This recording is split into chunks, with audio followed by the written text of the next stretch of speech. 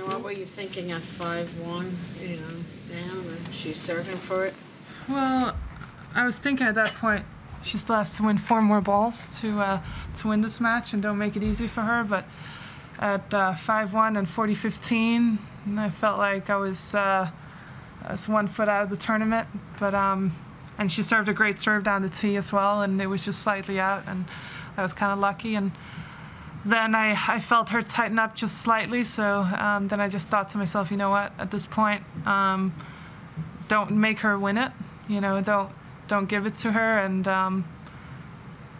when I managed to win it to 5-2, I was like, okay, you know, I'm still alive. She still has four more balls to win in a row, and or in the game. So I was like, just try and stay aggressive, you know, and that was that. Was this one of your best ever comebacks? Yeah, definitely. You know, I'm very proud of the way I came back. It was definitely very difficult, and definitely wasn't my best match, especially in the beginning. It was very different conditions, and I just tried to just mentally stay focused, tried to play my game, but it was very hard, and she was playing well, and all of a sudden seeing myself down and almost out of the tournament, I started playing better and started really playing the tennis that I wanted to play. What parts of her game were troubling for you, particularly in that third set?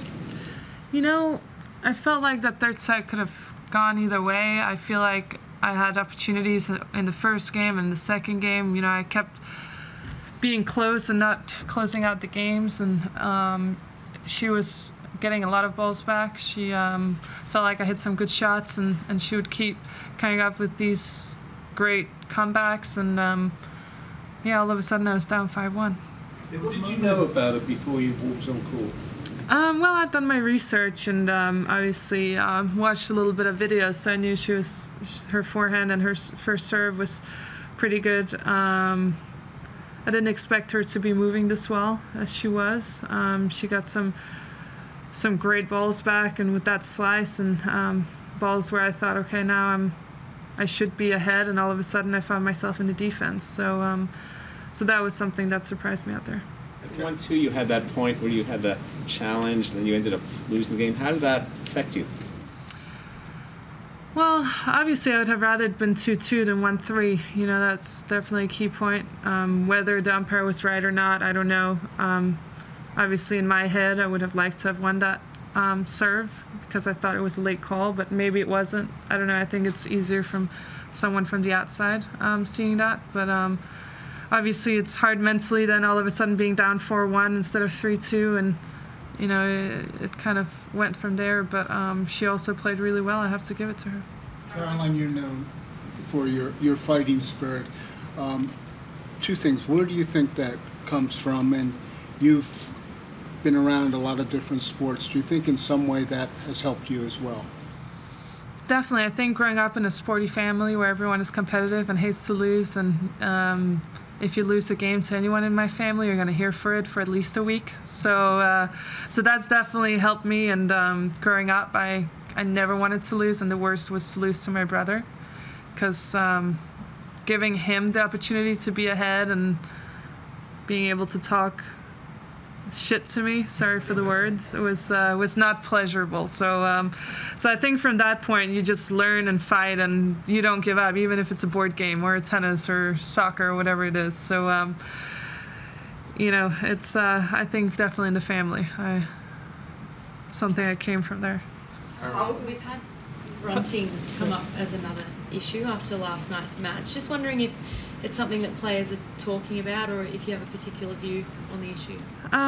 Well, honestly, I've been very busy today, so haven't really had time to talk to anyone. I think we have a rule in place, hindrance rule, and I think obviously it's the umpire's job to cut down on it, and also if the player feels that it's disturbing, to go up to the umpire and say so.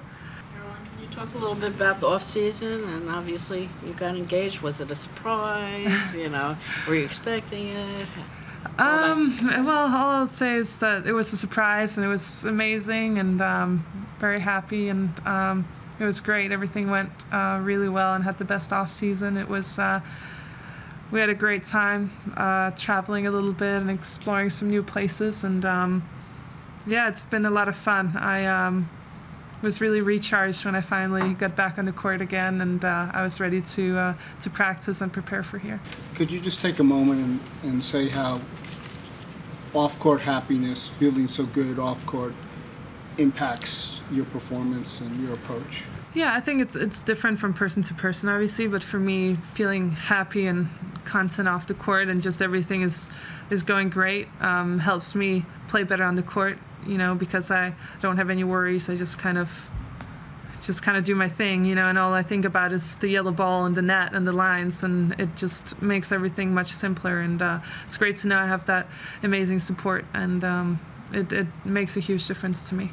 Can you talk about, you were a guest at Serena's wedding, what that was like, and also you pick up any wedding tips? Yeah, definitely. You know, I think once you're engaged and you start looking at things, you're like, oh, I really like that, and I like that. We're gonna steal that inspiration to our own wedding. But we had a great time. It was a lot of fun, and you know, she looked beautiful, and little Olympia was beautiful too. It was just a really special moment.